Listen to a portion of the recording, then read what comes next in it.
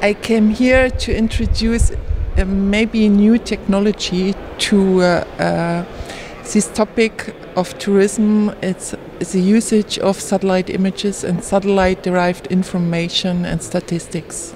So what we can offer from our experience in other projects, so for instance project SWOS, Satellite-Based Wetland Observation Service, is how we can work with satellite images to derive information for planning of the best locations for tourism.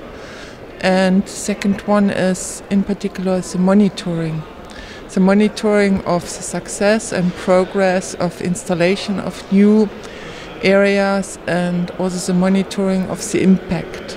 The impact that tourism has to a certain location.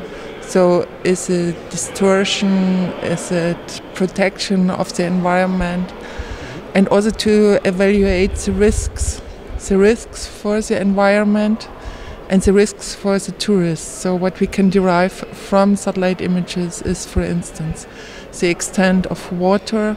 If there is a flood, we can derive information of water quality. So do we have chlorophyll or turbidity? Do we have water plants, too much aquatic vegetation for maybe for canoeing or for stand-up paddling? Is it too fast? The water velocity can be derived, and similar things. And risks will be also health risks. We can derive information for epidemiology, for vector-borne diseases, like it is malaria, like it is tick-borne encephalitis, for instance. In Middle Europe, in Northern Europe, we have this disease which is really dangerous for adventure activities outside. So is it the time, is it the temperature, is it the environment where we can find ticks?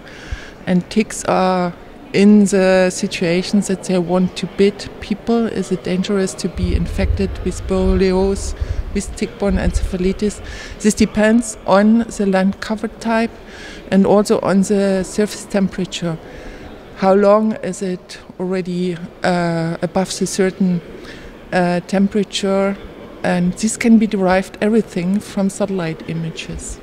So this is a danger. Or another example, what I showed in the panel was a video about the time series of free available satellite images that we can have now from the Sentinels, the satellites that the European Space Agency, the European Commission launched just one or two, the first 2.5 years ago. And now we have time series around the year, every 5 to 10 days, maybe once per month, and this time series show us differences during the course of 1 year that helps us to get information about the situation on the ground.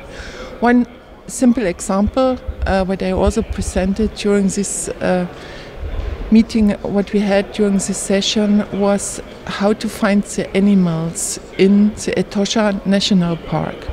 If we look at a satellite image from the wet season, everywhere we have water. But if we have another acquisition date from the dry season, then we can see that we have just a few ponds where still water is in and just a few green areas, and the probability to find the wild animals close to these places is very high. Therefore, it's good to have this satellite image for the local guides to get an information where they have to bring the tourists.